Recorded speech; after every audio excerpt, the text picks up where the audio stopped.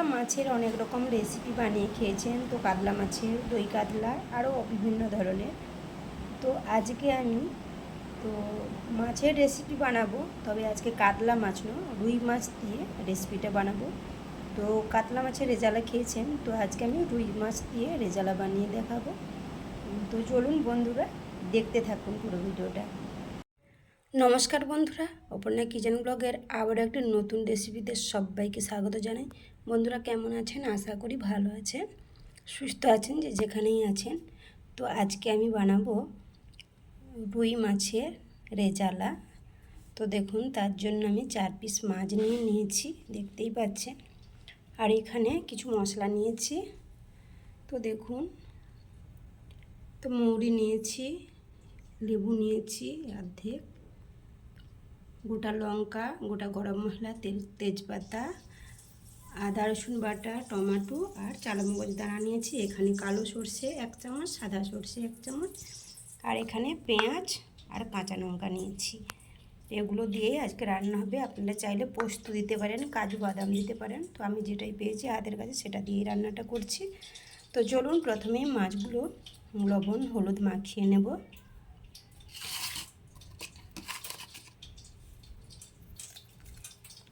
লবণ,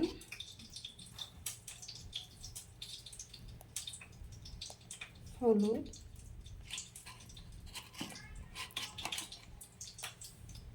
লঙ্কা গুঁড়ো আর দেব লেবুর রস। এবার ভালো করে হাত দিয়ে মেখে নেব।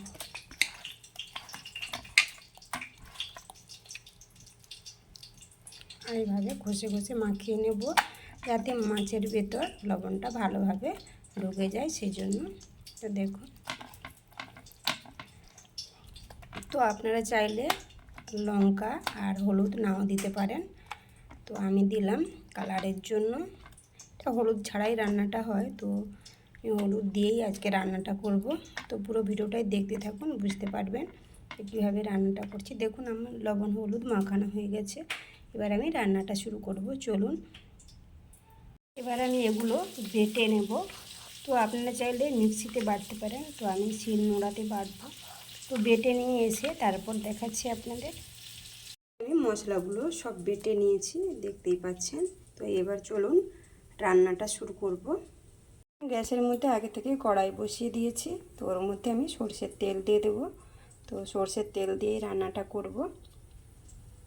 তেলটা আমার গরম হয়ে গেছে, তো এর মধ্যে আমি সামান্য লবণ দিয়ে দেবো।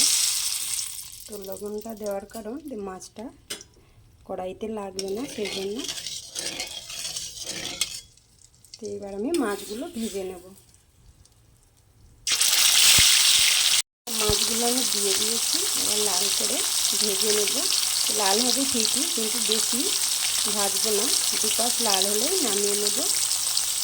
তো দেখুন বন্ধুরা, আর মাছগুলো আমি উল্টে নেব।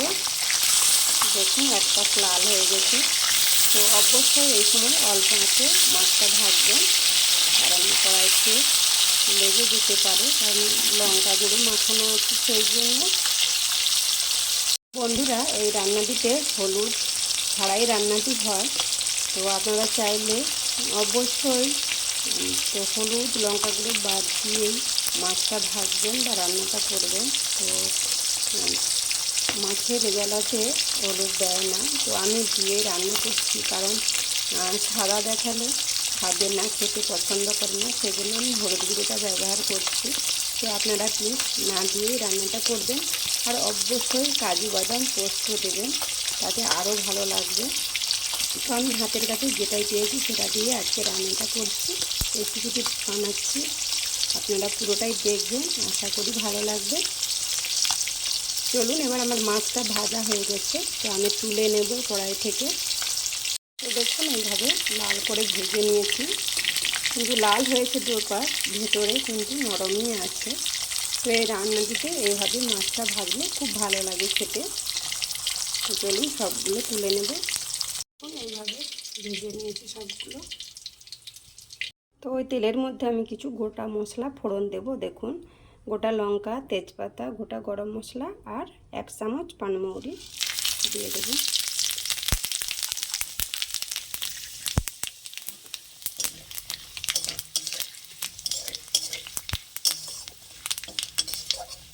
তো এবার যে আমি পেঁয়াজটা বেটে রেখেছিলাম, তো পেঁয়াজ, কাঁচা লঙ্কা, আদা রসুন বাটা ওটা দিয়ে দেবো। এবার আমি ভালো করে কষিয়ে নেব। তো অল্প আঁচেই রান্নাটা করবেন।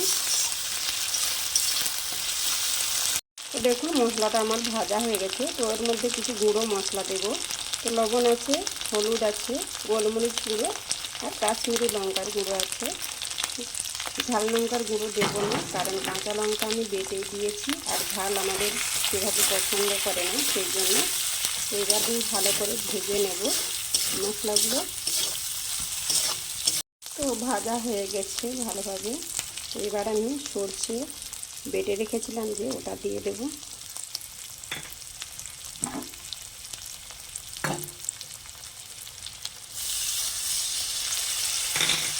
দিয়ে ভালো করে কষিয়ে নেব।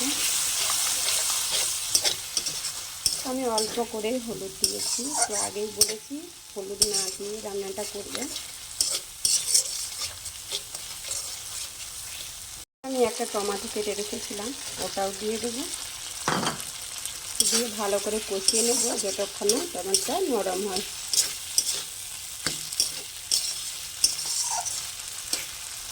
টমেটোটা আমার নরম হয়ে গেছে। তো এর মধ্যে আমি আগে থেকে 3 চামচ দই আমি ছাঁকনিতে রেখেছিলাম, জলটা ঝরিয়ে নিয়েছি। এবার ওইটা দিয়ে দেবো। দিয়ে ভালো করে কষিয়ে নেব। তো অবশ্যই অল্প আঁচে রান্নাটা করবেন। তো আমি কিছুক্ষণ কষিয়ে নেব। তো এর মধ্যে আমি 1 চামচ চিনি দিয়ে দেবো স্বাদ ব্যালেন্সের জন্য। আর টক দই দেওয়া আছে। দিয়ে ভালো করে আমি কষিয়ে নেব।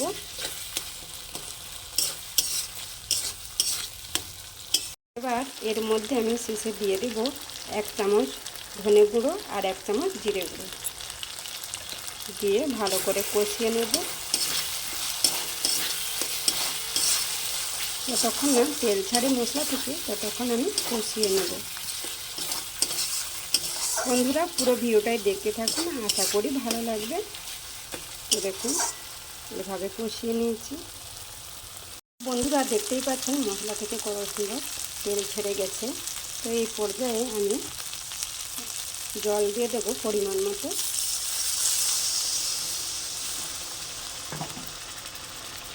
দিয়ে একটু নাড়াচাড়া করে নেব।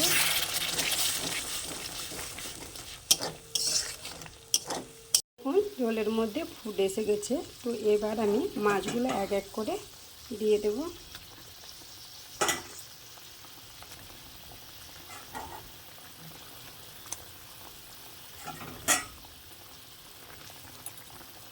দিয়ে কিছুক্ষণ আমি ফুটিয়ে নেব। তো দেখুন বন্ধুরা ঝোলটা আমার ফুটিয়ে এসেছে, রান্নাটা আমার হয়ে এসেছে। তো এবার আমি উপর থেকে 2টো কাঁচা লঙ্কা দিয়ে দেবো। দেখুন রান্নাটা আমার হয়ে গেছে। তো এবার আমি নামিয়ে নেব। নামিয়ে নিয়ে তারপর দেখাচ্ছি আপনাদের। তো দেখুন বন্ধুরা রান্নাটি হয়ে গেছে, নামিয়ে নিয়েছি। দেখতেই পাচ্ছেন প্লেটের মধ্যে নিয়ে নিয়েছি। তো দেখুন। তো বন্ধুরা রেসিপিটি আর বড় করব না। তো রেসিপিটি এই পর্যন্ত। তো রেসিপিটি কেমন লাগলো অবশ্যই লাইক কমেন্ট করে জানাবেন। ভালো লাগলে শেয়ার করবেন। আর চ্যানেলতে নতুন কোনো বন্ধু হয়ে থাকেন চ্যানেলটি সাবস্ক্রাইব করে আমার পাশে থাকবেন, অল নোটি অন করে রাখবেন, যাতে ভিডিও ছাড়ার সাথে সাথে আপনারা নোটি পান। তো দেখা হচ্ছে নেক্সট কোনো রেসিপিতে। আপনারা ভালো থাকবেন, সুস্থ থাকবেন, নিজেদের খেয়াল রাখবেন, সাবধানে থাকবেন। তো টাটা বন্ধুরা।